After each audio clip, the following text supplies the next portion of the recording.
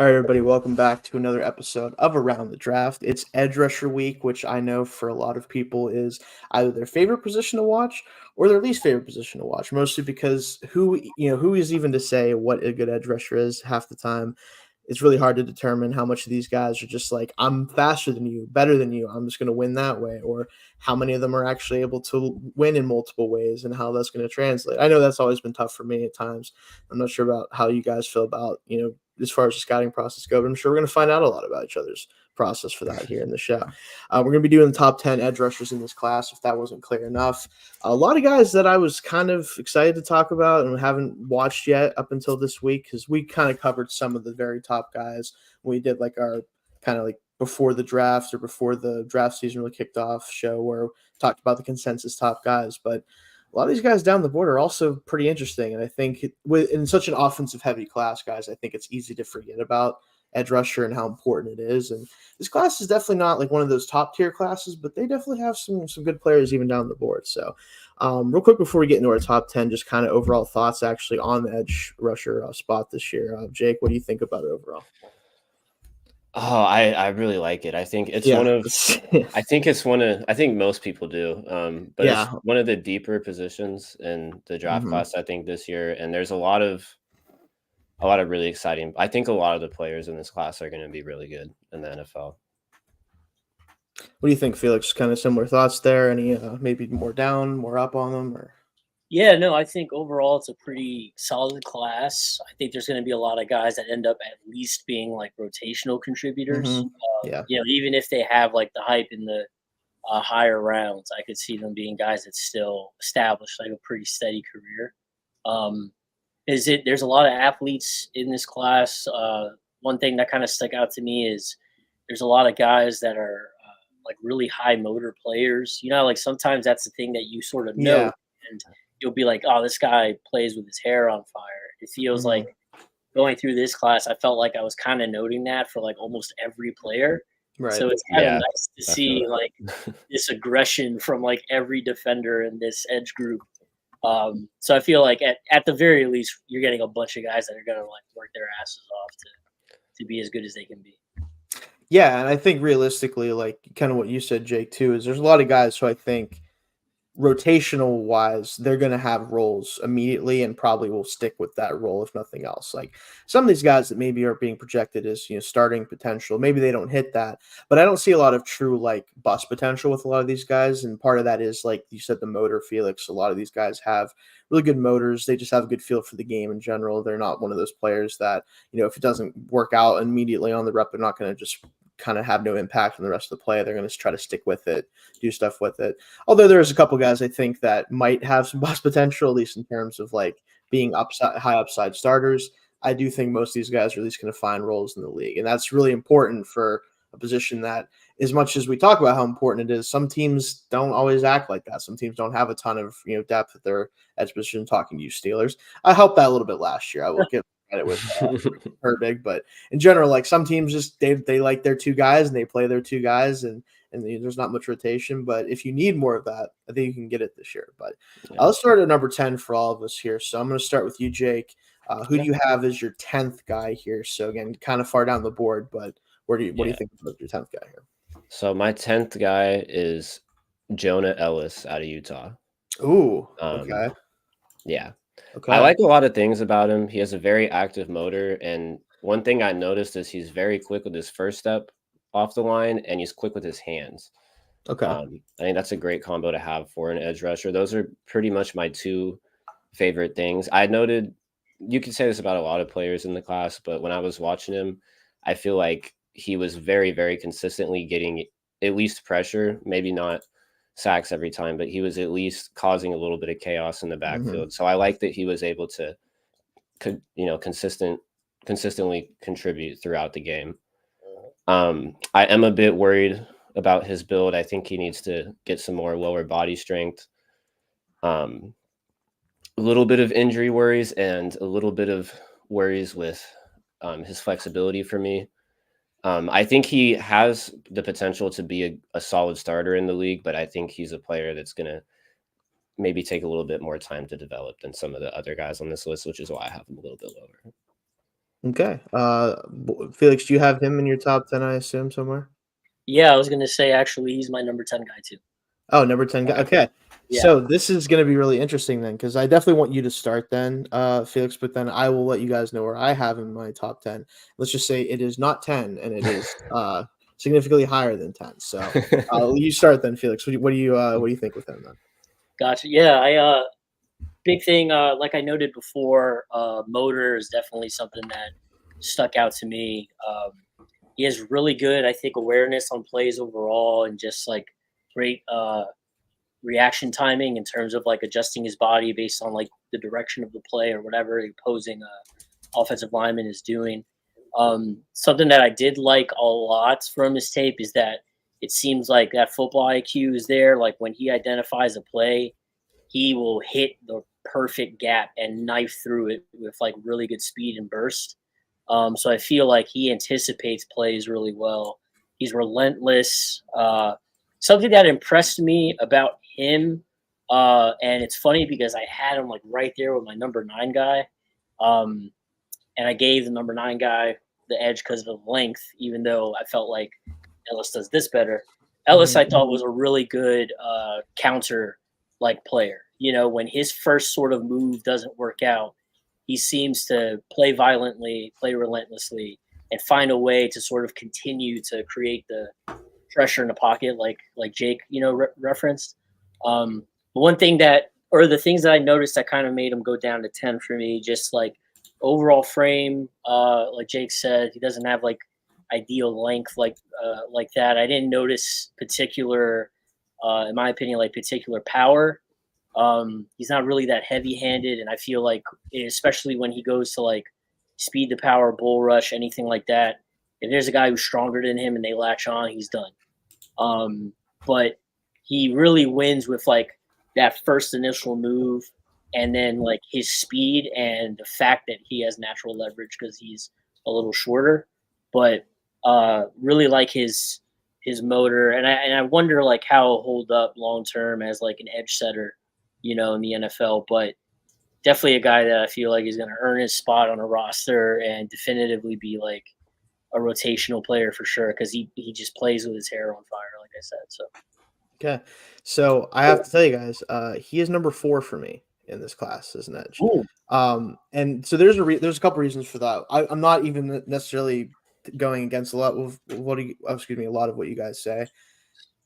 The way when I watch him play though, and granted, this is a little bit of bias, and it's also, I think, just partially I like this type of player. He gives me, and I'm not gonna compare him to this guy because it's not fair to do this.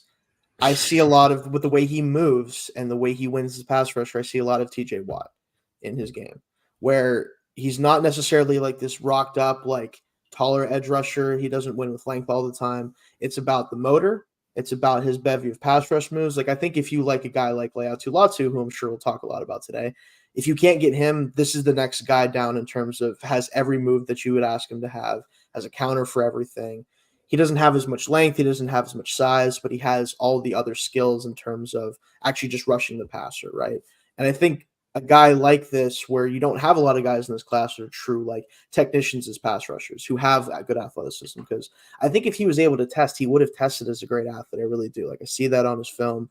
I think he has good bend, not as good as some of the other guys we'll talk about a little higher up your boards, especially, but there's not, the only thing that's limiting him for me a little bit is the injury did kind of hold him back. The first like 7 games of the year were phenomenal. And then he kind of, the shoulder injury, I think is what it was, kind of bugged him for a while, eventually shut it down, wasn't able to test at the combine, stuff like that. But I'm not going to be surprised if, one, he goes much higher than people expect, because I think the NFL will like him, because I think they'll see some of that stuff that I'm talking about, like the comparisons to those types of edge rushers. And then also, he's going to be a steal, I think, if he goes any later than like the early second round. Like, that's kind of my value with him, is if you take him anywhere on day 2, he's going to be a value for you. Will he ever be like a dominant power rusher? No. And I think there's some guys in this class that also are in that category of like, they're just not going to do a ton of speed to power stuff. And I think he does a little bit better than some of the guys that I have concerns about that. And that's maybe why he's a couple ticks ahead for me. But I would be willing, like if I was a team in the late 20s, I might be willing to take him there and just bank on his ability to rush the passer from day 1. Plus, he's not even like he's going to be 21 his rookie year. Like young player, has NFL bloodlines, a bunch of guys that play in the NFL and his family. I think one of them right now is I want to say is like a 350-pounder. Actually, I forget which Ellis brother it is, but like has a bunch of different body types in his family too, which I think is pretty interesting. But overall, like a lot of to like for me with him. I think that he's going to be one of the better players from this class in this position. My number 10 is Marshawn Kneeland from Western Michigan. Kind of the exact opposite of him in a lot of ways, actually, ironically. Bigger bodied edge rusher, a lot of power to his game, not a ton of quickness, speed, but he's going to wreck a lot of offensive lines. He's going to run through a bunch of guys at the next level, even at that higher level of competition. I think the problem with him ultimately is that I don't know if he's a starting player. I think that if he's your third edge and kind of like your edge setter and a guy that you can stick on a tackle that doesn't handle power very well, that maybe doesn't handle bull rushes, especially in particular, very well, that's going to be the type of matchups he can win consistently. I don't think he's going to win a ton around the edge. He doesn't have a ton of bend. But again, like you need players like this, though, because he can, have a 400 or 500 snaps a year as that like third edge run defender type and give you, like, especially if you have two great edge rushers, give them a breather, right? Like he's a perfect complement to an already really good edge rush duo if you have it. So taking him, third round or so, I would say, I think it'd be great value for him. And I think that he would make an impact from day one. But any thoughts on him? Do you guys have him in your top 10 anywhere? Yeah, I really like him. I have him at 7. At 7? Okay, cool. Note that. Yeah, I think his run defense is great, and I think that's going to be something that will get him on the field. It's a big thing. Yeah, I think he'll be able to get a lot of snaps in his rookie year because of that. He's always finding a way to the ball.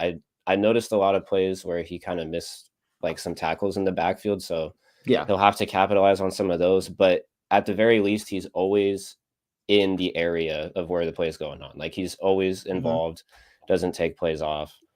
He has good counter moves when rushing the passer. He's not like a freak athlete or anything like that, but I think he does enough like fundamental parts of the game so well that he has a pretty high floor for me, and I think he'll get a lot of snaps early on in his career. Yeah, I think so too. I that's kind of where I'm at with him, right? Is like you're going to be able to say like, okay, go play run defense for me for 400 snaps a year, and you get some pass rush reps too, and you'll be good to go. Felix, how do you feel about him? You good, Felix? Might be muted. I'm not sure. Okay, well, he could be Felix, froze. Yeah, if you're frozen, I'm gonna go ahead and remove you real quick, Felix. If you can jump back in. But yeah, anyway, so we'll let Felix hopefully jump back in here in a second. Let me double check something real quick here. No, but so you had Kneeland at 7, you said, right, Jake? Yes. Okay, yes. let me. Oh, there's Felix. There he is. Hey, he's back. There he is. You can hear me okay? Yes, we can. Yeah, you're good. Okay. My desktop started. You're good. All right, so we were talking about Marshawn Kneeland. Where do you have him? Yeah, it's funny. I could hear everything you guys were saying, but I couldn't. Okay, good. So you heard what we were talking about. Okay, so yeah, I know Jake had him at 7. Where did you have him at? Yeah, I Kneeland at 9 actually. 9. So, okay, cool. A lot of the same reasons Jake said. I think he's a really solid player. Again, another guy who's high motor type of player. Something that I was surprised by, considering he's like his frame. I think he's 6'3", so he's not like super long or anything, but he's almost like 270. So he's a little bit of a like stockier build, but he seemed a lot more agile and like reactionary than I kind of like anticipated for someone who's as thick as he is. So really liked his game from that standpoint. I also thought, something that stuck out to me was what I mentioned about Jonah Ellis. He has those like heavy hands that you want. You know what I mean? Like that first contact, that punch right off the bat really sticks out. So I really like him. I think he's going to be a guy he's more of like, in my mind, that sort of like traditional sort of 4-3 end. Doesn't have like the I think he has the athleticism for it because I think I remember reading he's a former tight end, but like Yeah. I think ideally he's a dude who hand in the dirt or maybe standing Yes. up, but he's definitely on the edge, maybe at that 5 tech spot and set an edge for you, definitely in the run game, and maybe rotational he could reduce inside, Yeah, I think there's potential for that. I think it's you guys getting interference on your end. No, I can hear you. Oh, you can hear me? Okay. Yeah, I'm good. Might just be me. I think with him, like he can, I think go inside on pass rush downs if you need him to, but I really think he's more of just that like pure like rear back and bull rush you into the quarterback type of guy. Like I don't think he has a lot beyond that as a pass rusher right now, but I think that there could be more in the tank for him. But even if that's all he is, if he's a bull rusher and then a run defender, that's really good value if you can get him in like the 3rd round, like I talked about. So Yeah. okay. So he was number 9 for you. Jake, who'd you have at number 9? So my number 9 is Adisa Isaac. Oh, mine too, actually. Cool. Oh, interesting. Okay. So you go ahead first though. Yeah, so I like a lot of the things that he does, but I think he's a little bit more of a project player, and because of that, he's a little lower on the list. He's good with his hands. He's good rushing the outside shoulder of linemen. He's not too explosive, but he can surprise linemen every once in a while and get around him. I think he's a pretty solid pass rusher. I liked most of what I saw there. I'm a little worried about him though. In the run game, I saw a lot of times where he kind of got displaced by linemen. He doesn't seem like he has the best technique there. And just I'm a little bit worried about him being able to get pressure consistently. It didn't stick out to me that he was always getting back there as much as some of the other players on my list. And so because of those reasons, I have him a bit lower at number 9. But I do think he has some pretty high upside. He's going to have, I think he's got to get some good coaching in the NFL level, though. It's interesting because we have him both at 9, but I actually have almost the opposite opinion of him, Jake. Like, I think he's kind of maxed out as a pass rusher, and I think he's a good one, just never going to be a great one. But his run defense, honestly, like for the most part, I thought it was his biggest strength because even for a smaller edge, like he knows how to play run defense. And I think there's a difference between like being physical as a run defender and being smart as a run defender. I think playing in the Big Ten for as long as he did as like a 5th, 6th year guy, like he knows how to play run defense. You have to be able to play run defense in the Big Ten if you want to survive. And like that's kind of what it comes down to. Is I think like he'll never be like overpowering in run defense, but there's not many guys that I watched in this class at edge that understand about how to get half a man and be able to look for the ball shed at the right times, make a play in the backfield, force guys inside if they're cutting outside. Like all of those things as far as run defense goes, I think he's really good at. I do see why you'd be concerned about like the weight and the size at the next level because maybe he won't be able to get away with that as much. It will be harder for him to play well in that way if he's getting blown off the line. But I think he's strong enough. I think it's more of just a frame thing. I think it's less about like physical strength and more just about the weight. Can he kind of maybe gain a little bit of weight, even though he is kind of an older player, and play more of that run defense role? Or does he want to skew more towards the pass rushing side? I think he's a textbook third edge, kind of the same way with Marshawn Nealon, where he's going to be a good pass rusher, but he's probably never going to be like a true like number 2, like 40, 50, 60 pressure guy. You're probably looking at like, 20 to 40 pressures, couple sacks, and then hopefully good run defense snaps when he's out there. And that's really what he's probably going to be used to soak up. But where'd you have Matt Felix? Funny enough, he is my number 5 rusher. Number 5. Okay. Yeah.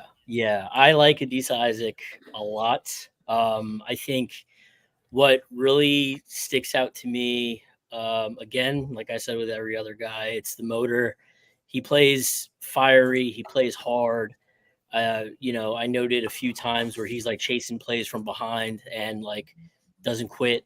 Something that I also liked was that he is very, I think, quick off the line, but he sort of like understands the leverage situation that he's like going up against based on whoever it is that is reacting to him first. You know what I mean? So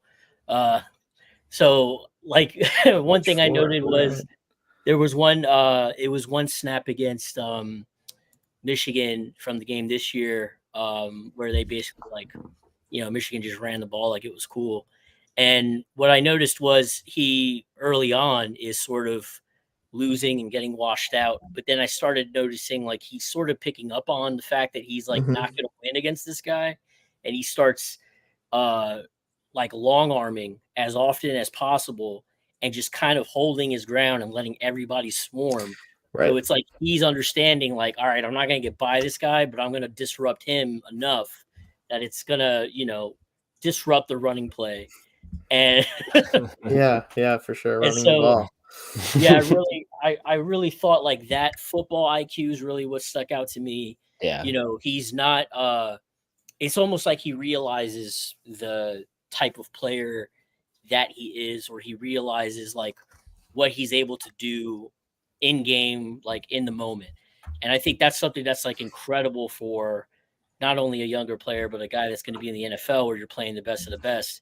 He's going to be on the field just looking at it like, okay, like if I can't beat this guy, I'm going to find some sort of way, to be disruptive. I'm going to find some sort of way to ensure that like I'm making everybody around me, get plays and stuff like that. I did note like he's pretty average with like contact balance. He, kind of will collide and get that punch, but if somebody like equally like hits him and gets hands inside, he kind of gets thrown off and loses his base. And he does play with like a narrow base pretty often. I feel like that's something that's coachable. If he's able to keep like a little bit of a wider stance on his rushing and understand that like on the arc, or understand that when he's converting speed to power, instead of, getting narrow and trying to put all that power in on somebody, if he's not able to throw them backwards enough, they're just going to flip their hips into him and turn him over. And then that's it. But if he's able to keep that base a little bit and drive through a little more and be better with hand placement, I think he's going to excel. And you see it with like his run defense at times, but then I think he can translate that over to his pass rushing. So I just really liked the fact that he's like high motor. I kept noticing like if he made a mistake, it didn't seem like he made it often again. And that's the type of player that I think is like very coachable and that you want, even if he ends up just being a third rotational guy for you, you're getting quality play from that guy. God damn it, Ronnie. Yeah, I mean it's not a great look that Felix is the one who said that. I'm not gonna lie about that. But anyway, moving on from that. No, I agree. I think with Isaac, like it really matters just how much you value his IQ as a player, because like Jake was saying, like he views him as more of a pass rusher, that the run defense might be an issue. I view him because of his IQ as a guy that's going to be a really good run defender, but maybe not a very good pass rusher at the next level. And then Felix, you're kind of I feel like in the middle of that, where like you just really value that specific aspect of him. And yeah, like if he can figure out how to consistently rush the passer a little bit more, or he can continue to be valuable in the run game, he's probably going to be a starting edge for a while. Or if not, then he's probably a really good third edge. So interesting, kind of we're all on the same board with him, just a little different. And then Felix, who was your number 9 again? I'm not sure if we already said it. Oh, it was Nealon. It was Nealon. That's right. So we did have Nealon go. Okay. So I think we're all good for our 10 and 9 guys. So Jake, who do you have at number 8 then for you? So number 8, I have Chris Braswell. Okay. All right. If there was one way that I could describe him, I would say high energy. He's full of it. And with that, he's got great power, which is a great combination. Mm-hmm. He's very, very quick in small areas. I don't know if that makes sense, but he has like really short area quickness. Yeah, he's good short area quickness. Yeah, he's one of the guys in the class with a high motor, as most of them do. For concerns, I'm a little bit worried about flexibility. His length. A little bit of lateral agility, but I think he's quick enough in general that it won't be too much of an issue for him. But because of those, I have him a little bit lower down on the list. However, I think with his motor, which a lot of guys in this class have a high motor, but I think his is kind of above the rest a little bit. with that combined with his power and kind of what we've seen so far from him, I think he does have a pretty high potential, but because of some of the my concerns, I do have him down at 8. Yeah, fair enough. I'm very similar, but Felix, where do you have him at? I have Chris Braswell at 7, actually. 7. Okay, Yeah. I have him at 7 as well, actually. Yeah. So let's talk about him a little bit. Very similar to Jake here. He's a pure power profile guy to me. Like his goal on every play is just I'm going to run through that guy's face. And I think there's an element of that that's very fun to watch on tape. And I do think that it translates to the next level if he can convert that speed to power at the next level effectively, right? There's always a chance with those guys who kind of rely on that where they might not be able to do it at the same extent. And that's where you run into issues where it's like, okay, if you can't do that as well, what is your next thing you can do? And some guys figure that out, some guys can't. So I will say there's an element of that with him. And the other thing I will say, and like this is frustrating for me mostly because of where he played, not so much like the body type or anything. He's not a good run defender overall. And Mhm. Nick Saban for me, it's just weird that he didn't at least get a little bit more instinctful against the run or like learn more keys. Like just kind of felt like he didn't always know what he was doing as a run defender. And obviously you can teach that. It's not something that's going to be like 100% knock for him at the next level. But if he can't rush the passer super well, if it's the start of his career, if the speed to power doesn't translate, I don't know if he'll play a lot because I don't know if they can really ask him to play the run a lot either. So, any other thoughts with him, Felix? No, I think both of you really covered a lot of my thoughts. Surprising athlete, good frame, high energy, like Jake said, for sure. He was the first guy I noted where I was just like, okay, like Energizer Bunny, he's always on it. And I was impressed at like his approach to the passing game. It seems like he understands like strategy coming into the week. He sets a tackle up and he has like a variety of moves that he likes to try and tries to throw all that together. But the things that I noted was for the drawbacks and why I had him at 7 was it's the lack of like hip and ankle flexion. He doesn't really like run the arc so cleanly. Yeah. And you don't necessarily see that like athletic profile, even though he's one of those guys that was Bruce Feldman's freaks. You don't see it on his rush moves on a consistent basis. Yeah. You know what I mean? Like he looks a little clunky if he tries a spin move or he tries to like work an out and inside counter move or something like that. It's not as clean and smooth and fast as you would expect from a guy with that sort of athletic profile. And then the thing that I noted the most that kind of made me say, all right, he's going to fall down the board a bit is the fact that he just seemed so inept in the run game. And that was something that you said, Shane, that really like that stuck out to me when I was watching tape. I was just like an Alabama guy that doesn't it's play. just it's just weird. I almost was like, am I seeing this right? Like he just doesn't seem like he's doing much against the run. And it's like, okay. Yeah. I mean, yeah, and it's almost like he is at least in the run game, he plays like he's lighter than he actually is. You know what I mean? Yeah, So he doesn't use his frame well in that regard. yeah. So I feel like maybe that's something that'll get coached up a little bit, Maybe. like he can develop that in the NFL, but he's definitively going to be a dude who's like a rotational pass rusher and he'll find like a home there. But yeah, I just felt like the ceiling was a little capped. That's why I have him at 7. Gotcha. So then if you had him at 7, what do you have as your 8th guy here, Felix? So my 8th guy is Braylon Trice. Mine as well. So we're on the same page with him.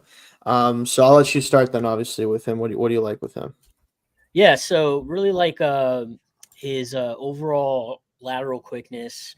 I noted he has like a decent understanding of leverage from down to down. Like he understands that he's not the biggest dude there, on the field, and sometimes he's not going to win just off of size and power and athleticism. Also a high effort, high motor player. I love his burst off the snap. I think he can be like a dominant player when he's winning with leverage and he has that burst. Like when everything comes together, he can knife through a hole and like a bat out of hell. Yeah.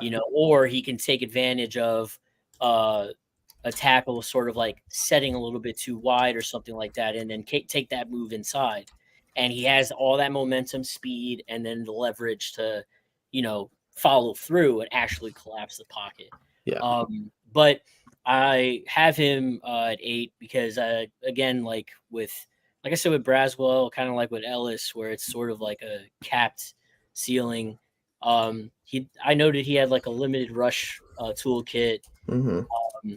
There are a lot of times where, like, even though he is only like 6'3", it seems like he comes off the snap and he'll play high, and he just gets like lost like immediately because they're getting under his pads and they get control, and he'll lose leverage fast. And that's why I'm saying, like, when everything comes together, he flashes and you see like this guy who is collapsing the pocket consistently and is like a bat out of hell. But it's like as soon as he comes up a little high, he's done. He doesn't have the one thing that I noted, and this is where I was like, I had him close with Ellis, but I gave Ellis the edge in this trait, but I gave Trice the overall edge because of the frame. But he is very much sort of like one trick pony, like on each play. It's like he goes into it like, I'm going to convert speed to power, and if he loses, he's done. He's out of the play. He tries to spin, and if the spin doesn't work, he's done. He's out of the play. He doesn't counter and find a new way to attack. You know what I mean? And that's something that kind of stuck out to me, is like as soon as he's caught, and it's almost like he's like, oh shit, and then he's just like, oh no, I don't know what to do, and then he gets sort of like washed away. And last thing I'll say that I noticed too is that something that stuck out to me is it seems like a lot of times he gets wrapped up in like the guy that's in front of him. Like, especially like running plays, he'll be attacking this dude and he'll finally get leverage and he's pushing him back. The play is not even, and the run play is going that way, but he's pushing to his left. So it's like, I'm gonna win this matchup. Yeah, he is. He is exactly. the ultimate, like, what he believes in is that I'm disrupting the play, and if it doesn't work out, oh well. But my only goal is to disrupt the play. If I'm not gonna make like the tackle 4 yards down the field, I'm not gonna do any. Like I am running as fast as I can, as hard as I can, and the direction of the ball when the snap happens, and then whatever happens from there is fine. And like I really I appreciate that to a certain degree, because I think it's awesome, kind of. But kind of like you said, like, this guy can convert speed to power. Like, this is a true, like, you want to see an example of what it looks like for a player to convert speed to power, just watch Braylon Trice's film, because that is his bread and butter. That's what he does. It's why he was one of the leading pressure getters the past 2 years in college football. It's why he doesn't always get a ton of sacks, because a lot of the time he's just kind of shoving guys right into the quarterback, and other guys will clean up or whatever. He's getting a lot of pressures, not necessarily sacks, which is fine. But kind of like you said, Felix, I don't really know if he cares about anything else besides doing that. And like, you get him with a good coach, maybe you can get him a couple counter moves. Maybe you can do more of the stuff that's, high IQ type of plays, right, that you don't see from him a ton. Yeah. But right now, like, if you need somebody who, like, you go to the sideline, like, you're like, hey, I need somebody to run through the guard's face or the tackle's face right now, he'll put his hand up and say, I can do that. Like that, and that, to a certain extent, I think some teams need that type of guy, right? That's just full 110% effort. He will play every snap for you if you ask him to. He played so many snaps the last 2 years of Washington. It's almost kind of insane. Like, I don't know if it's good for him to have played that many snaps. It's kind of the TJ Watt thing. I'd hate to bring him up twice, but like, they play him a ton of snaps too. And I'm like, man, maybe sometimes don't. Maybe sometimes let someone else take a couple run defense snaps. I know he was good at run defense, but like, it just, at some point, like, I think playing at the next level might actually be easier for him in some ways, because he's not going to probably play like 90% of the snaps all the time, at least not initially. So he's a fun guy to watch. I do wonder a little bit about like what the upside is, because I don't know if he'll do much else besides what he's shown, but he'll be fun. I'll definitely be watching to see where he goes and kind of see like how many snaps he's getting and check those out. But where did you have him at, Jake? Because I know we didn't ask you about where you have him yet. I have him at 5. At 5, okay. I really like him. I think on one of our first couple episodes, we were talking about underrated and overrated players. Yeah. And I think he was the first underrated player for me. Yeah. He was also one of the things I want to mention. His weight at the combine concerned and confused me, because I really thought this was like a 260 plus pound player, And maybe he Well- did play at that weight. I know he weighed in like 248 at the combine or something like that, Okay. which was crazy because I'm like, there's no way this dude was 248 playing this way. 245. Was it 245? Yeah. So Yeah, like, that's kind of I crazy. think he's gonna play at least in the 250s at the next level. At least but he also didn't run as well as I would have thought if he was gonna slim down that much. Like I was prepared to look at his 40 time and be like, I don't care that much about that because I kind of knew he wasn't that type of guy. But maybe he did just want to run a little faster. Maybe he does play heavier, but that freaked me out a little bit. I'm not gonna lie. Like I dropped him a little bit just off of that initially, and then I kind of went back and watched more. And I still stand by where I have him, but that was weird. Just throwing that out there. But go ahead, Jay. Yeah. I think for me, I think his upside is very high. Okay. You guys, I think, hit the nail on the head when you were mentioning that he didn't have too many counter moves after like that first initial move. Didn't need many, honestly, if I'm being honest, but still, it's like, yeah, I see that, but I think one thing that makes that not really an issue for me is he's very active with his hands, at least. Yeah. He doesn't really have any polished counter moves that he can reliably go straight to if the first one doesn't work, but he's active enough with his hands to the point where I don't really see linemen just kind of swallowing him up, and he's still gonna, remain a part of the play. He sets the edge well in the run game. He's pretty strong if he's the aggressor coming to you, but one thing I do worry about is in the run game, when he's not going to the lineman and the lineman is coming to him, he's getting pushed back. Yeah. I notice that pretty often. Yeah. He will need to learn how to shed blocks better. And I think it was Felix that brought up his pad level being a little high sometimes. I had in my notes that he does that like exclusively out of his 2-point stance. So that's something that's going to have to be worked on too. That was one of the things that I noted for him. I didn't really see him. I don't know if I think it's just technique or maybe coaches not noticing it, but whenever he was in like a 2-point stance, he always had a little bit high of a pad level. But I mean, it's harder just to keep good pad level Yeah. up from the 2-point stance, but like it is something where he probably is going to play that role in the next level because he did it a lot at Washington and because he might not have the frame, weirdly enough, even though we kind of thought he might, to kind of be a true like 4-3 defensive type end. So like it's definitely something to monitor. I wonder if that can be it seems like something that'd be pretty easy to fix, but you never know with these guys. Sometimes it's hard to do that. So yeah. But so that should actually get us all the way up to 6 because I think all of our 7th guys were mentioned at this point as well. Yes, we are at 6 now. So I'll kick things off just because I keep making you guys start here. I have Darius Robinson from Missouri as my number 6 guy, and it's mostly because he's just so unique in his build and the type of player that he is. That I was kind of expecting not to like him very much. I'll be honest with you. I expected am I just going to say just go back to playing defensive tackle, dude? Like let's not do this. Like let's not play this game, And I think he's going to be used as a 3 tech sometimes, and obviously as a 5 tech too in the different systems. But like he has the ability to bend and actually win the edge, and that's the thing that I was not expecting to see as much as I did. He doesn't have a ton of speed. Obviously, he's not the most agile guy. He is, 6'5", 280 plus pounds. So we kind of knew that was going to be the case. But his power profile, like he can convert speed to power, even though the speed isn't as high. Like his power profile is just unbelievable for an edge because, of course, he's bigger than edges typically are. And I think in the right scheme and with a defensive coordinator that understands what his strengths and weaknesses are, he can be a legitimate threat as an edge rusher on passing downs, but more importantly on rundowns. Running on this guy from the edge is going to just not happen. I'm sorry. Like you're not going to probably, unless your tackle is like a hulking Mauler type or you have a tight end helping him out, like you're just probably not going to block this guy in the run game. Like it's because guys aren't expecting that. Like you're not used to as a tackle having to dig out, 290 pounders all the time or 285 pounders. And that's what you're going to have to do against this guy. And I think he's going to make an immediate impact there. I think he can reduce down and rush the passer from the inside at the next level a lot too, which is what he did at Missouri for this whole time, really until his 5th year this past year. So he has experience doing that already. It's not like a transition necessarily for him. It's really edge has been the transition. I think he acquitted himself really well. So I'm excited about him because I think that, again, if he goes to the right place, he could be one of the more like fun guys to watch at edge because of the run defense potential and because of what he could do as a pass rusher on like third downs inside as well. So, Felix, I'll start with you. Where did you have him at? So he's actually number 4. Number 4. Okay, in my top 10. gotcha.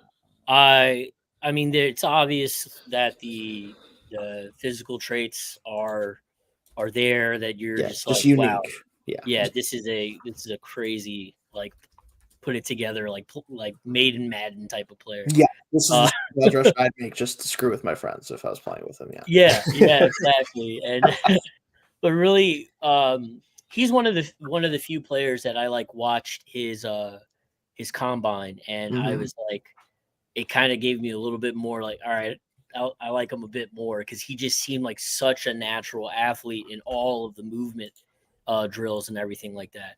And Ronnie, I have a feeling all these players are going to be good fits for the Lions. I don't know if I mean, probably not all of them, but it kind of feels like Ronnie might think that. But the things with Robinson that I really like, why I have him at 4, it's because of the fact that he has that size and frame, but he is such an athlete for that size and frame. Yeah.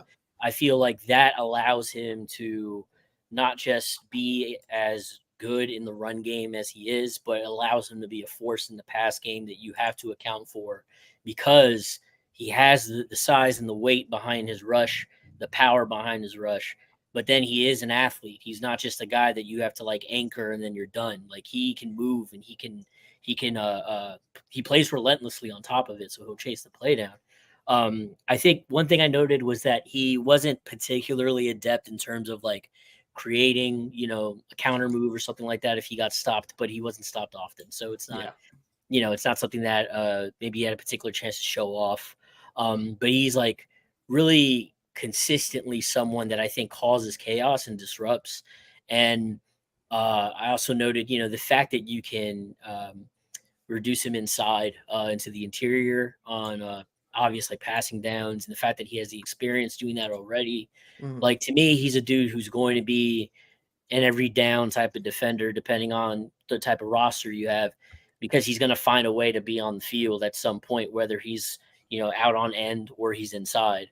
And he has the versatility in terms of pass and run efficiency that I don't think you look at him as a liability in any way, no matter where he lines up. So that's big reason why I have him at 4. I feel like he also has like a high ceiling, because once he starts developing like a more expansive like pass rush toolkit, and he understands like how to better counter at times, and he can like, sort of recognize the play and have that football IQ, like really be there, he's going to be a dude who I think has a really long career. But I think I saw Lance Zierlein said on, it was like Twitter or something, but he said he reminds him of Keon White, which is kind of like, but the thing is, I didn't like Keon White, but I like Darius Robinson, so I think like I get what he's saying, because it's the same like body type, the same like like he's. And I get that too, but I feel the comparison, but I feel like Robinson has more like, he has more fluidity to him in terms of like the movement skills, like Keon White's an athlete, but I didn't feel like he could, run the arc and bend and stuff like that. Like you noted with Robinson can definitely bend if he needs to, you know what I mean? So more so than anyone should be able to at his at that size, for sure. So I like him a lot. Yeah. Jake, where do you have him at? I have him at 6 also. Oh, you have him at 6 too. Cool. Okay. All right. He's my favorite run defender in the again, like class of this position. It's just like, what are you supposed to do sometimes? Yeah. Like, what are we doing? I don't really even have much to say about his run defense. I think we all know it's really, really good. Yeah, especially as a pass rusher, edge. As a pass rusher, some of the same things that make him such a good run defender, I think, are some things that he can build off of as a pass rusher. He's very quick off the ball, and he's really strong. Obviously, there was times watching him where just with the first punch, he just immediately moved the offensive lineman just straight out of the way. And I'm just like, holy shit, dude, how are you doing that? He's got incredible strength and length for his Yeah. he just does. It's yeah. I think he has a lack of counter moves because his hands are strong and heavy, but they're a little bit slow when it comes to counters against linemen. But that's something that can definitely be figured out at the next level. But I think his power and quickness, that combination is going to give him a lot of room to grow at this position. I think his run defense, though, is so good that he's going to be getting a lot of snaps as soon as he gets in the NFL, just off of that alone. And I think he'll be able to build off the pass rushing in the future. But his potential is really, really high for me. Yeah, and that's like I struggle to put him at 6 just because like he's such a unique player that I'm like the guys I have ahead of him I know are like legit actual edge rusher types, like where like I'm gonna play them on the edge. That's where they're gonna stay most of the time. They have more of the explosiveness. But at the same time, like if I wouldn't be shocked if he's a better player than a couple of the guys I have ahead of him. Like it's just because again, like he has such a floor as a run defender in particular that like again, you just guys don't play edge at this size typically. Like, JJ Watt has been like whenever he played, he was obviously more of a true edge than just an interior player.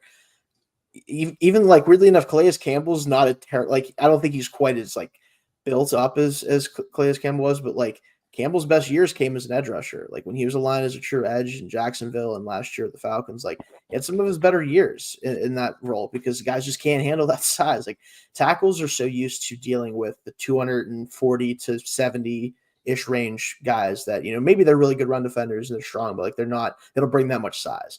This guy he's just different. Like tackles don't play guys like this that often. It's got to be difficult at times for him to handle that. So he's a lot of fun though. But Felix, so you had him at 4. So who's your number 6 guy then? My number 6 is the other Robinson, is Chop Robinson. Okay, all right, cool. We can talk about him then, because he's my number 5 guy, which takes care of the number 5 guys for us too. Then I think, but you go ahead first then.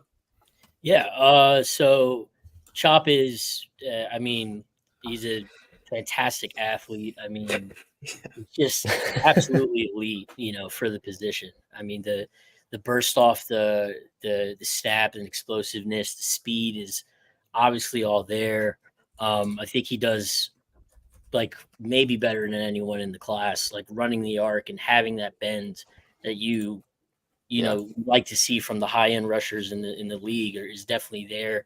And what really stuck out to me in watching his film is that it's weird how like his lower half, his legs, like the hip flexion, ankle flexion, all that is there. And he has like this, it's like his legs have a different mind of their own.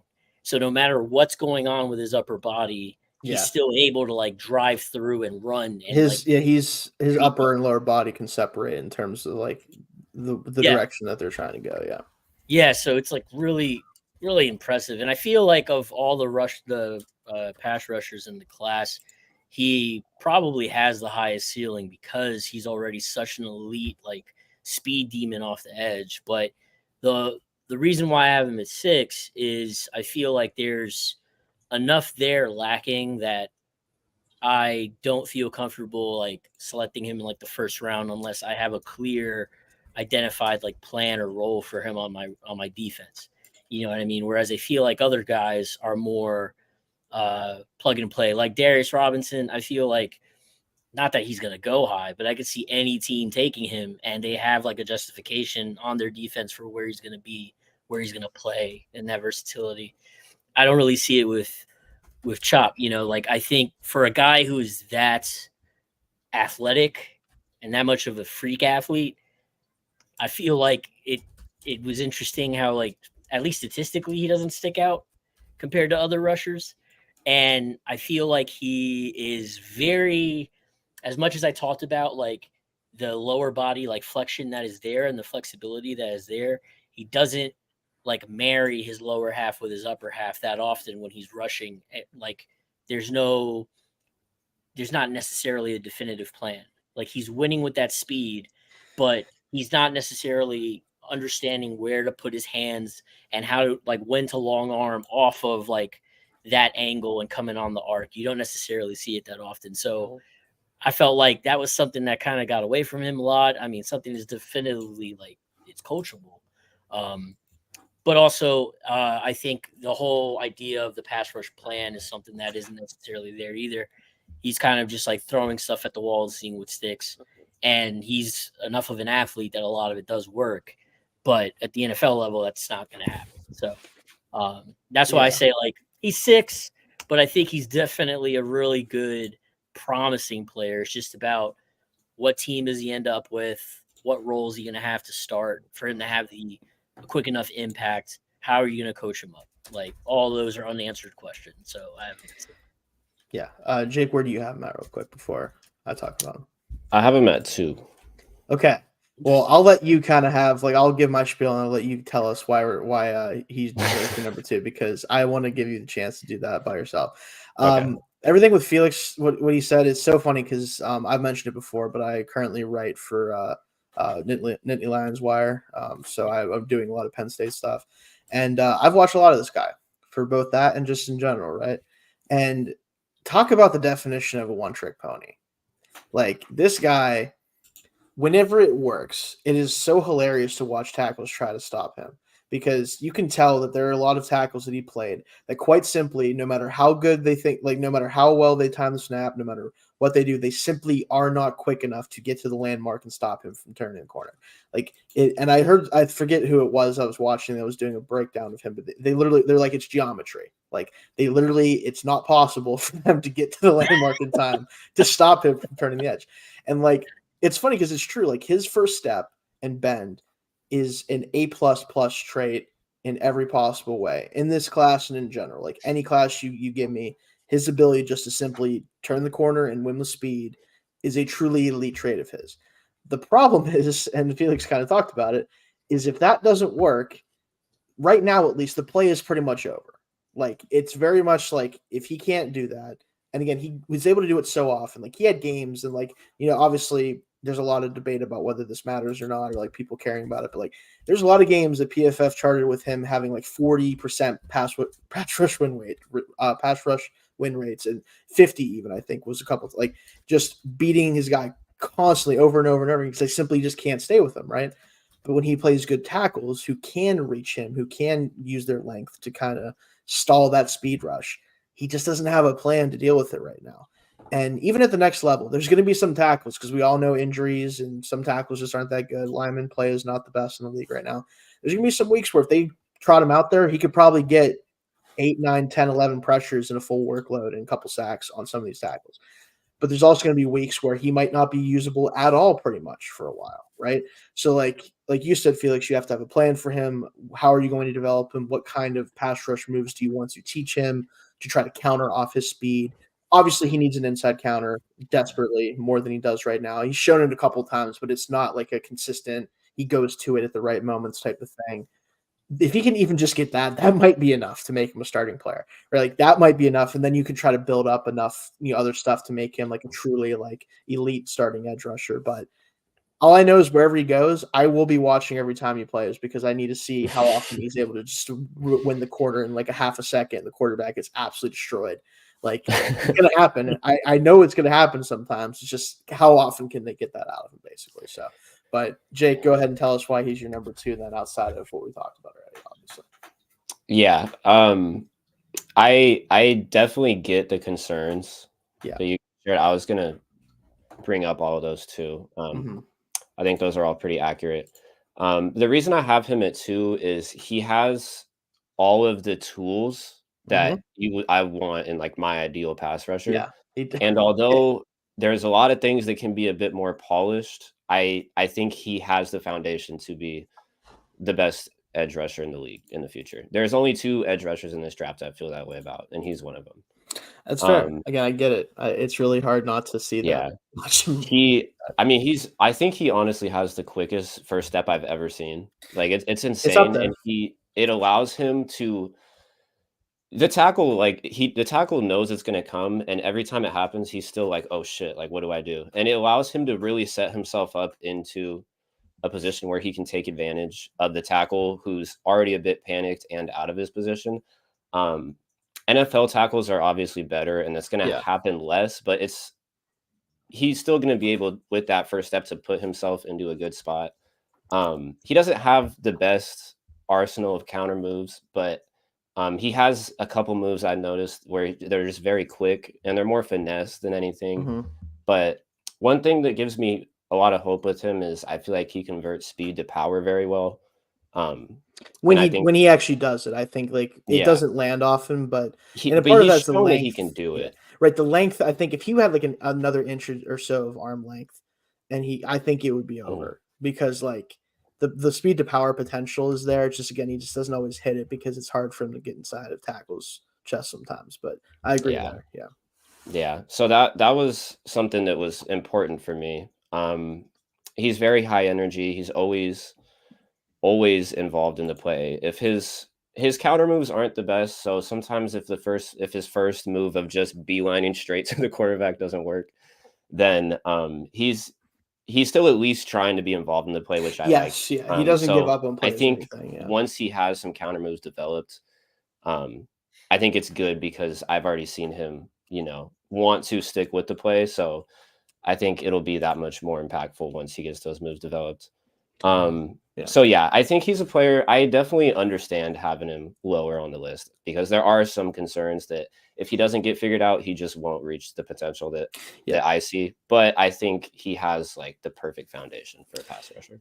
Yeah, and again, I don't think anyone's really going to argue with that. I think that's the whole problem with him is like if he figures out how to rush the passer, it's going to be very bad for teams Yeah. because like if he can threaten the corner the way he does, with also being able to like with the tackle knowing like man if I let him get around the corner it's over, and they have to commit to it because they have no choice. If he can learn how to just counter inside even, there's Yeah. gonna be a lot of That's plays, right? There's gonna be a lot of plays where the quarterback is looking for a receiver, and in the first second of the play, he gets planted so damn hard the ball's 20 yards backwards, and the play's over. Like that's just the reality of it, right? And that's with a guy like this is why you take him probably still in the first round, even though there's a chance he doesn't do much of anything.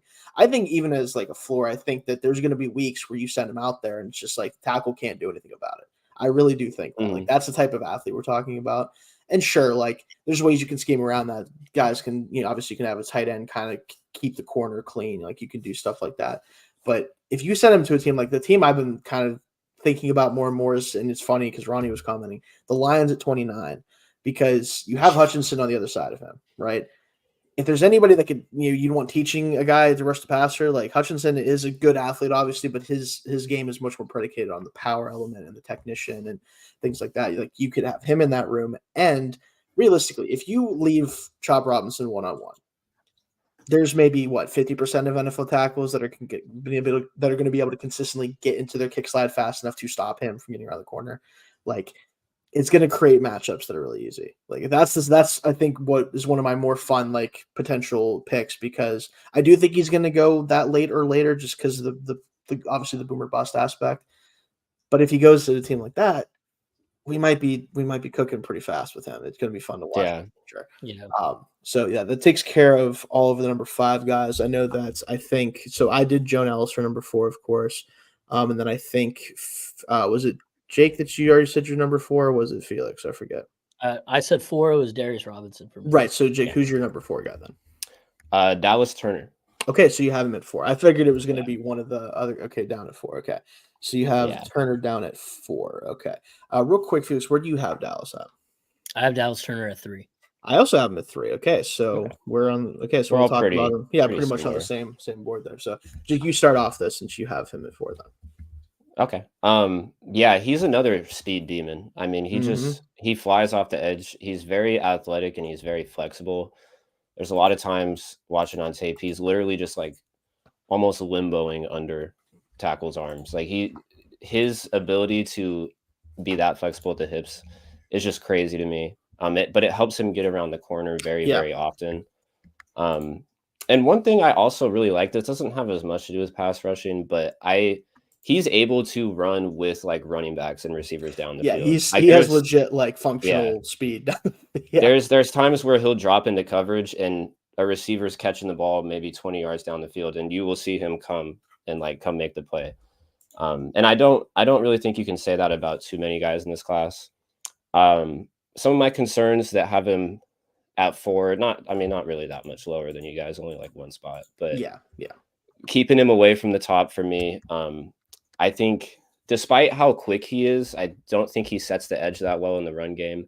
And in the run game, I didn't see him win one-on-one matchups against linemen too often. So I think he's just kind of going to have to get stronger there. For me, it's kind of that simple. But he's kind of like Chop. He has all of the tools that I think are important in the pass rushing game. But I'm a little worried with him about his lack of an ability to contribute in the running game, maybe taking him off the field sometimes down the road. But I think he'll be really good. Yeah, I feel pretty similarly. I kind of feel like Dallas Turner is like, if you like, Chop is an 11 on this. Like, if you're dialing it up, he's like an 11. Dallas is like a 9.5, 10 in terms of the ability to just turn the corner, speed to power, all that stuff. But just with, I think he has a little bit more development as a pass rusher. I think this year especially, he added some stuff to his game that I think will help him not be stuck on guys when he can't just get around the corner like he could early in his career at Alabama. He did add some weight. I know he's stronger than he was his first couple of years there. I think it's like you said, it's going to be about how much more can he develop in terms of the power profile, because right now he converts speed to power because of how explosive he is. But I don't think the actual power profile in terms of like anchoring against the run and being able to bull rush and think, like, I just don't think it's there as much as, a guy that I have ahead of him. And we'll talk about that. But to me, like, that skill set is more valuable if you have at least the ability to stay on the field and on rundowns more consistently. That speed is such a scary element that, even on first and second down, like if a quarterback or if the team surprises you and you think it's going to be a rundown and now it's a pass rush rep, having a guy out there for rundowns that also has that speed to the corner is super valuable for that reason, right? Like, so that's something that I'd love to see him add.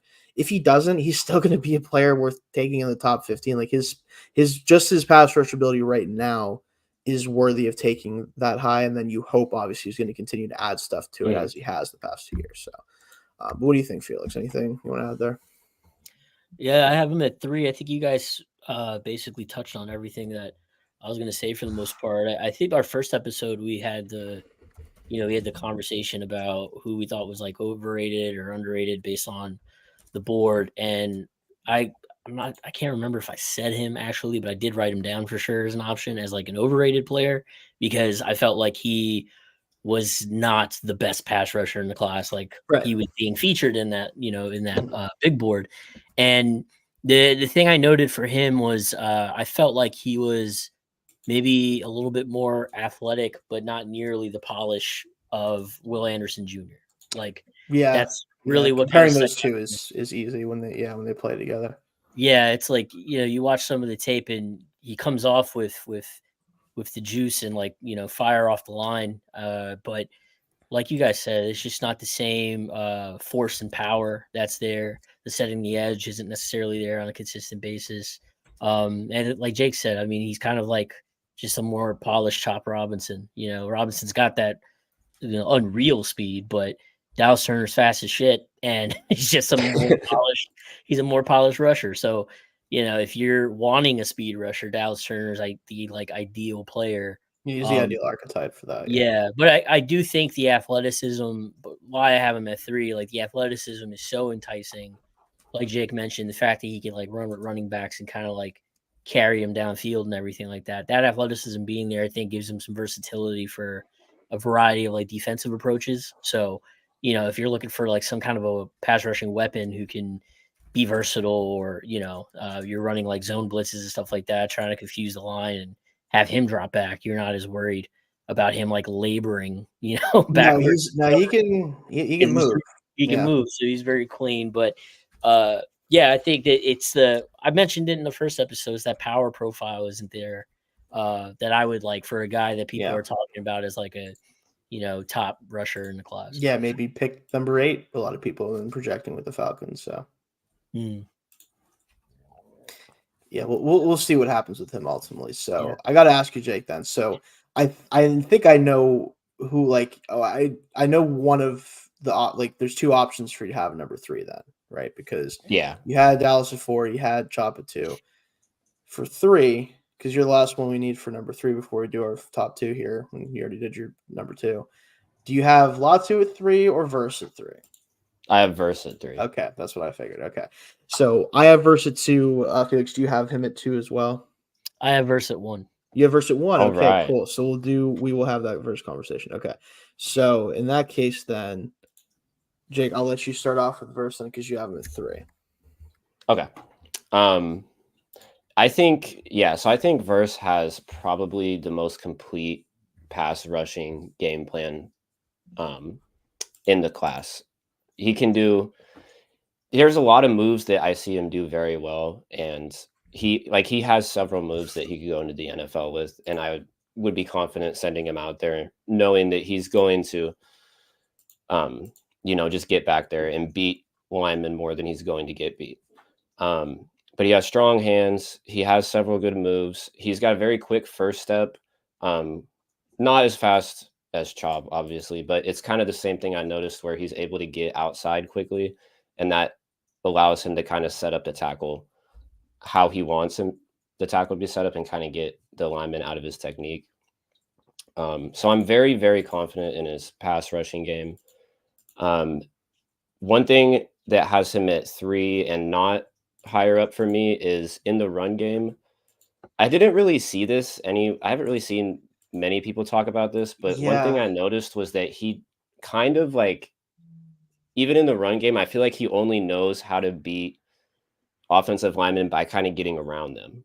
So there are a lot of times when I was watching him that I saw him kind of I don't know if he doesn't identify the run as well, or if he just goes straight to, okay, let me use a pass rush move or something, and he'll get around them. But by doing that, he leaves his gap, and it kind of creates a running lane. So I don't know if that might be a game plan thing. Coaches could be having him do that. That's kind of just something that I feel like we're going to have to see what happens in the NFL. But that was one of the bigger things I noticed. I just don't think he's as skilled in the run game. And because of that has him lower. But as a pass rusher, he might have the most complete pass rush skill set in the class. Yeah, to piggyback off the run defense thing, because I'll let Felix kind of give his spiel as his number one guy after I talk about him for a second here too. Everything you said about him as a pass rusher, I think that there isn't anything that he isn't capable of or hasn't shown on tape as a pass rusher. Now, he doesn't win as consistently and within as many different ways as the guy that'll have a number one, because that's kind of his whole thing.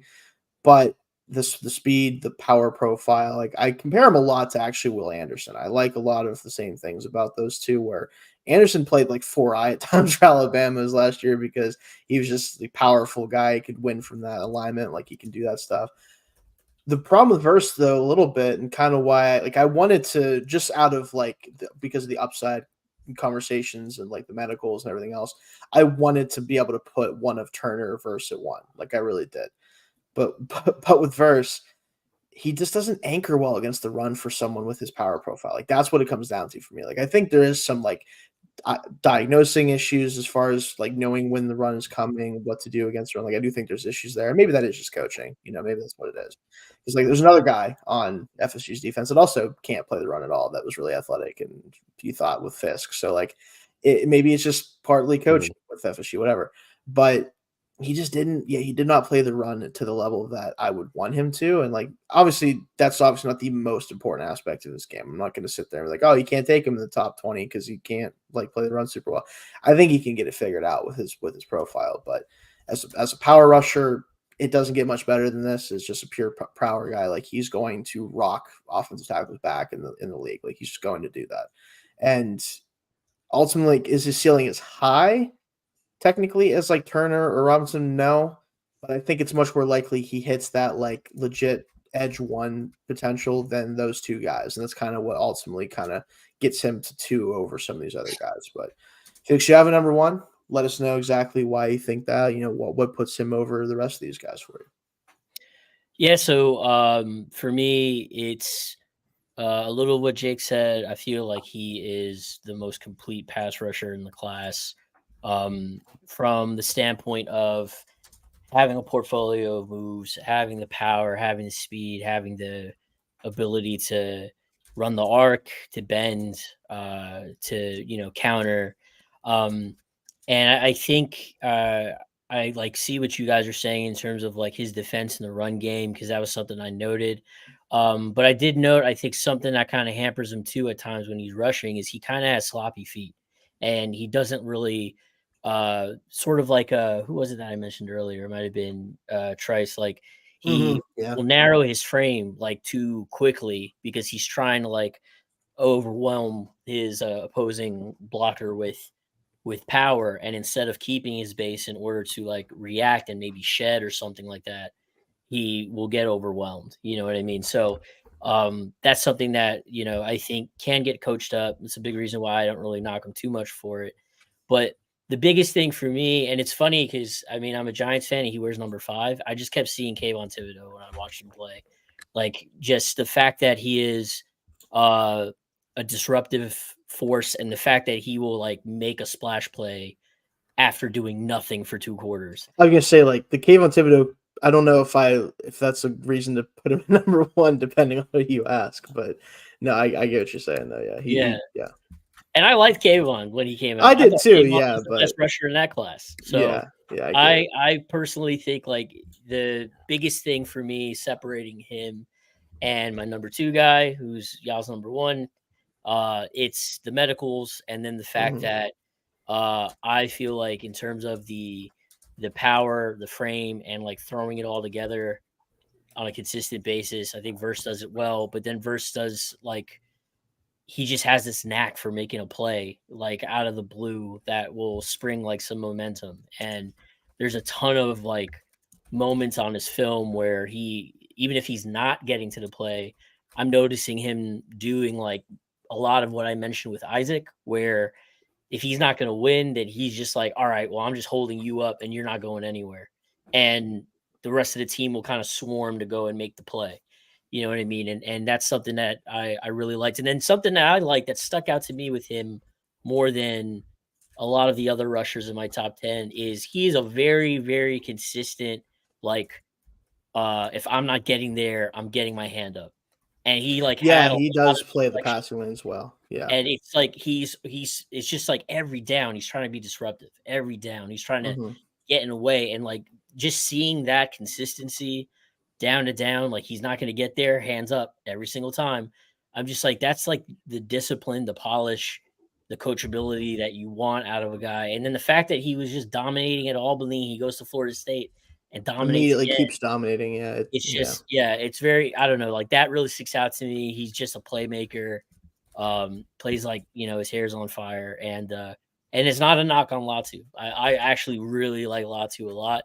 I think if Latu had a very like he did play healthy for 2 years, and it's no big deal, like it seems, but neck injuries are scary. Mhm. And Yeah. anything spinal I get weary of because I have my own spinal like injury from football, and I'm like, yeah, that shit could just pop up out of nowhere. Mhm. So I kind of get a little weary on Latu. If Latu had like a clean health profile, he would be number 1 cleanly for me. But I think that's the thing that kind of edges them out. It's that playmaker mentality, and then the health.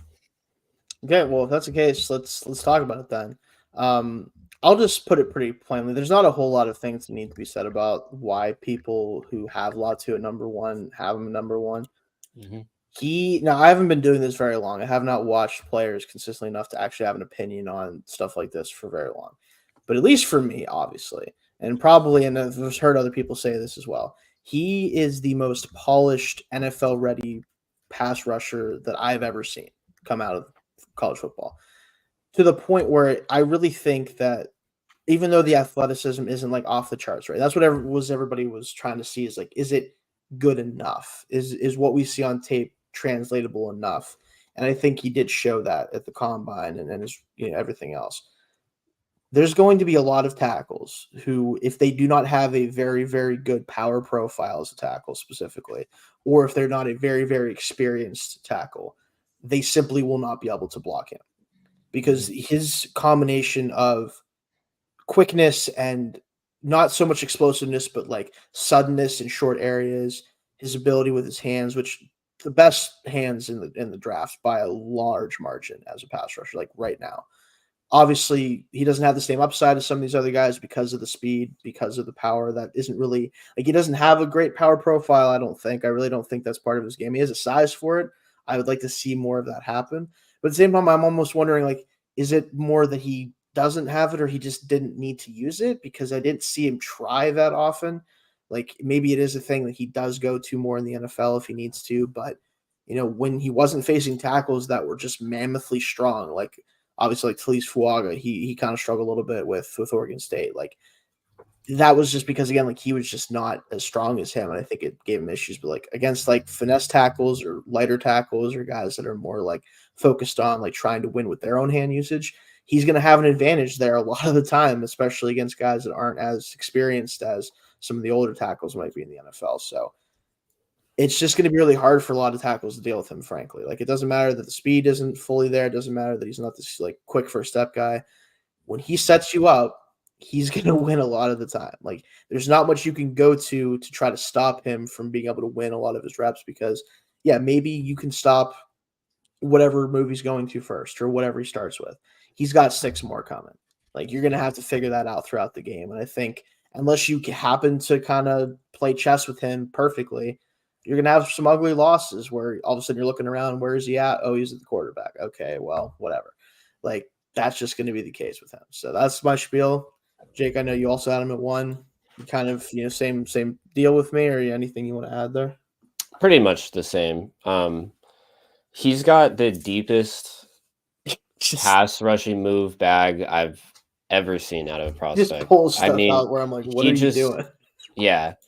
I remember reading a report because I definitely understand, concern over the neck injury. I do too. Yeah, as soon as I hear neck injury, I just think immediately serious, like no matter what it is. Yeah. But yeah, he was medically retired, and then I remember seeing a report where he was interviewed and he was just talking about he was trained to be a firefighter, but he's still working on his pass moves every day. That's actually awesome. Yeah, he got medically retired from football and trained to be a firefighter. Yeah, but he used to sit there and work on his pass rush moves every day.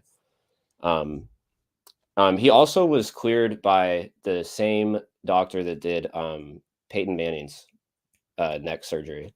Okay. So I don't think he did like a surgery on him, but he was cleared by him. So that gives me a little bit more confidence too. Yeah.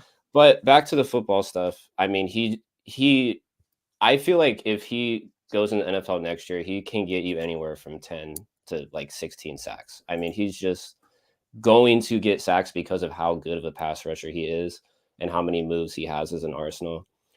His motor never dies. He's going to go with the same effort every single play. And then he's, I think, probably the best, in my opinion, the most well-rounded edge rusher there is in this class. His arms are a little bit short, and I think that hurts his overall power in the run game. And I think it's where it hurts sometimes, yeah. Yeah, but I think he's able to leverage himself pretty well. He's just going to have to get a little bit stronger in his lower body to be better in the running game, but I wouldn't say that it's necessarily a weakness for him. There's nothing for him really that I would say is a weakness, honestly. Like I just think he's very well-rounded, and with how polished, and I forget which one of you said it, but NFL ready I think he's definitely the most NFL ready edge rusher in the class.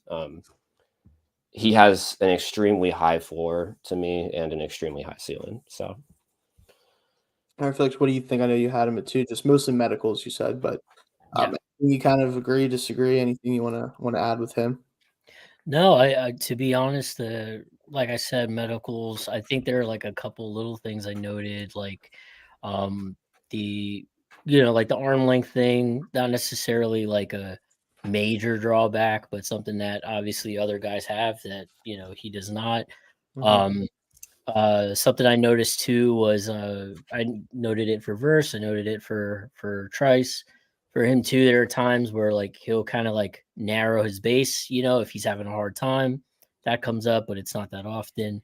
And I feel like the things that personally, I'll say for me, the things that anyone could point out that they say like he lacks this, it's like It's like a C minus though. Like it's barely. That's what I'm That's what I'm saying. Is like saying. you said Barely. that too, Jake. It's like it's not a weakness. It's just not a strength. Yes. Yeah. There's a difference between something being a He's weakness in and a the strength. middle, cleanly in the middle. It's not like a flaw. It's not a Right. strength. He's right there in the middle. And to me, I think he is the guy that like I don't know, like I have Verse for the reasons I have him at Mhm. 1. And a big part of it too is like when you draft those first round guys, they're ideally guys that you're going to be signing to a second contract. And because Yes. of the medical question, I just think long term it's like, okay, well, Verse probably is going to have a long career, all that. But like I said, if Latu, it was a clean bill of health. He's one of the only players in this class, in my opinion, that you know how we talk about mock drafts and everything, and it's like this team is missing this. So then they're like, pick this guy. Oh, problem solved, solution.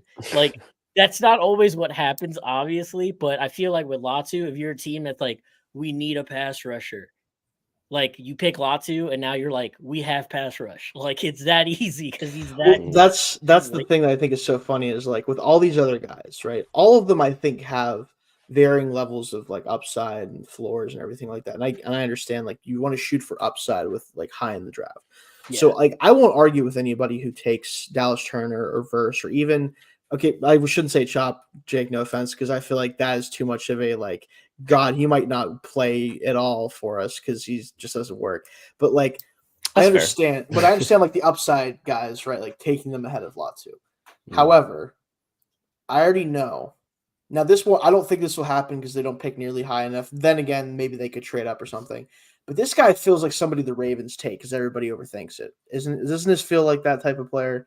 Like a Kyle Hamilton, a Linder, like guys that like, oh, he's not the greatest athlete in the world and he's got this or that, but everyone's like, but he's really fucking good.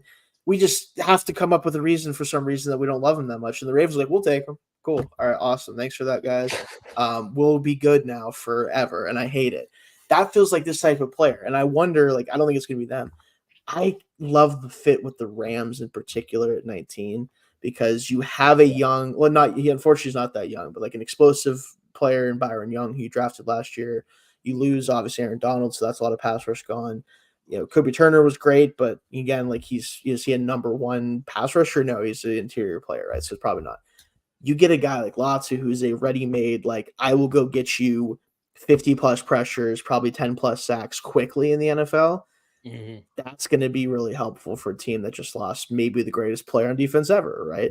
That is a fit I keep thinking about where I'm like, if they're okay with the medicals, obviously they're in LA. It's kind of nice. The moving costs. It's so funny with the Stock Exchange podcast. I like shouting those guys out. They always bring up like when they're doing players and if it's close to the team, they're like, oh, moving costs. You got to think about moving costs, getting the guys moved. So no, but like that would be for Latu, that would apply, right? Like UCLA guys. Yeah. So I think that's a fit I'm looking for sure. But in general, wherever you take him in the first round, he's going to go in the first round, especially because the medicals seem to kind of like you feel like you're still worried about a little bit, but they seem to check out. Like I don't think the teams are super worried about it. He'll go on day one. Where? No idea. I'll be certainly interested in finding that out where he's going to go, but that'll do it for our edge rushers rankings, guys. So next week, if I'm not mistaken, I believe we're going to be doing. Let me actually pull it up here because I don't want to mess this up because I will. I believe we haven't done. I think it's linebackers. So we haven't done off-ball linebackers. I'm pretty sure that is next on my list here. So we'll be doing off-ball linebackers, which not the greatest class for that, but we will talk about them, kind of our favorite guys there, and probably try to do some more mock draft stuff. Speaking of which, hopefully tomorrow night at some point I'll be, at least even if it's by myself, hopefully I can get somebody to pop on, but I do want to do a mock draft Monday, of course, episode. Haven't put out a mock in a while. I don't know if we've put one out since maybe once since the combine. But it's been close to that, like somewhere around there. So definitely put one out there and kind of talk about where we see fits now with free agency happening and everything else. But like I said, that'll do it for us this week, guys. Thank you guys for joining me as always, and we'll see you guys next week.